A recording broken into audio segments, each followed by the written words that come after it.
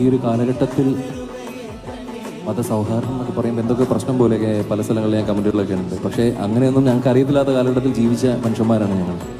അപ്പോൾ ഇന്ന് ഭജന കേൾക്കാൻ വേണ്ടിയിട്ട് എനിക്കറിയാം, ഇന്ന് തിരുവനന്തപുരത്ത് നിന്ന് ക്രിസ്ത്യൻസ് ആയിട്ടുള്ള എന്നെ പഠിപ്പിച്ച ടീച്ചറിൻ്റെയൊക്കെ സിസ്റ്റേഴ്സൊക്കെ ഇവിടെ വന്നിട്ടുണ്ട്. അവരെ കൂടെ ഉണ്ടാവും, ഒത്തിരി ധാരാളം ആൾക്കാർ വന്നിട്ടുണ്ട് ഇവിടെ. അപ്പോൾ ഒരു കാര്യങ്ങളിലെ വ്യത്യാസമൊന്നും കാണാത്ത ഒരു നാടാണ്. അപ്പം നമുക്ക് വേണ്ടി ഇത്രയും സൗകര്യങ്ങളെല്ലാം ചെയ്തു തന്ന അവർക്ക് വേണ്ടി ഒരു പാട്ട് നമുക്ക് പാടാമല്ലേ?